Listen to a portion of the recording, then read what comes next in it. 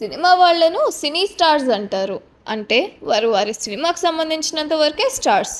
సినిమాకు సంబంధించిన వరకు మాత్రమే హీరోలు. కానీ నిజ జీవితంలో వారు మనలా సామాన్యమైన మనుషులే. ఈ ఇంకిత జ్ఞానాన్ని సినీ స్టార్లు మర్చిపోతున్నారు. వారేదో స్పెషల్ మ్యూటేషన్ ద్వారా పుట్టినట్లు ప్రవర్తిస్తున్నారు.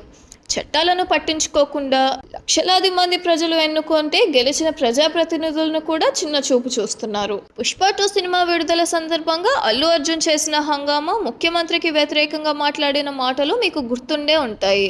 ఇలా అయితే లాభం లేదని ముఖ్యమంత్రి రేవంత్ రెడ్డి గారు పొలిటికల్ పవర్ చూపించారు. అప్పుడు కానీ అల్లు అర్జున్కి తను సామాన్యుడిని అనే తత్వం బోధపడింది. అప్పటి నుంచి తన మాట తీరులో, హావభావాల్లో మార్పు స్పష్టంగా కనిపించింది. ఇటీవల ఒక మొబైల్ యాప్ లాంచింగ్ ప్రోగ్రాం హైదరాబాద్లోని ఓ హోటల్లో జరిగింది. ఈ కార్యక్రమానికి ముఖ్య అతిథిగా తెలంగాణ ఐటీ శాఖ మంత్రి దుద్దిల్ల శ్రీధర్ బాబు గారిని, ప్రముఖ సినీ హీరోయిన్ శ్రీలీల గారిని ఆహ్వానించారు. శ్రీధర్ బాబు గారు సీనియర్ నాయకుడైనా, మంత్రి అయినా తన సమయ పాలన, తన ప్రవర్తన సామాన్యుడిలా ఉంటుంది. ఎప్పుడూ తను ఒక మంత్రిని, ఒక రాజకీయ నాయకుడిని అనే అహంకారం కనిపించదు. మాట తీరు కూడా చాలా సౌమ్యంగా ఉంటుంది. ఎదుటివారు ఏ స్థాయిలో ఉన్నా అత్యంత గౌరవంగా మాట్లాడే స్వభావం ఆయనదే. శ్రీధర్ బాబు గారు సమయానికి ఆ కార్యక్రమానికి వచ్చారు.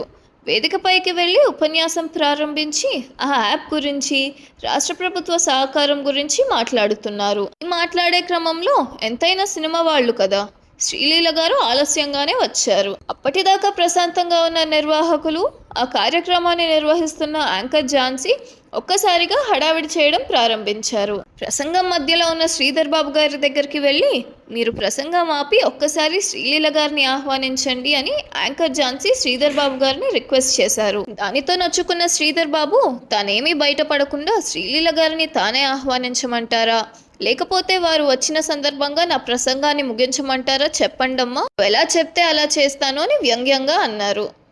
దానిని కూడా అర్థం చేసుకోలేని స్థాయిలో ఉన్న నిర్వాహకులు ఝాన్సీ శ్రీలీల గారిని ఆహ్వానించారు. ఇక చేసేదేమీ లేక శ్రీధర్ బాబు గారు తన ప్రసంగాన్ని మధ్యలోనే ముగించి మైక్ నిర్వాహకుల చేతికిచ్చి ఇక వెళ్ళొస్తానమ్మా అంటూ వెళ్ళిపోయారు. ఇది ఒక రకంగా మంత్రి గారిని అవమానించినట్లే.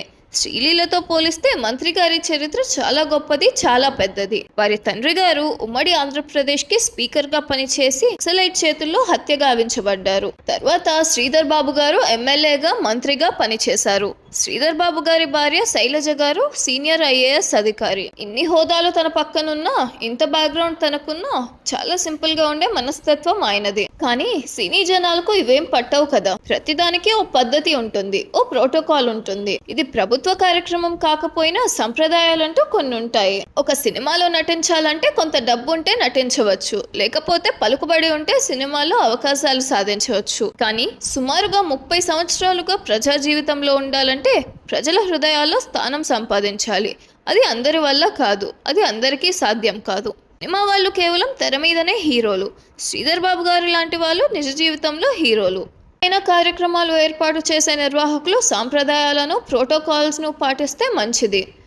అలా కాకుండా తోకజాడిస్తూ ఉంటే పొలిటికల్ పవర్ ద్వారా ఆ తోకను కట్ చేయడం చిటికలో పని. సినిమా వాళ్ళు మీరు కూడా అందరిలాంటి వాళ్ళే. అందరికీ 2 కళ్ళు 2 చెవులు ఉంటాయి, అంతకంటే ఎక్కువేం లేవు కదా. ఆ విషయాన్ని దృష్టిలో పెట్టుకోండి. ఓవర్ యాక్షన్ చేయొద్దు, ప్రజలు పల్చన కావద్దు.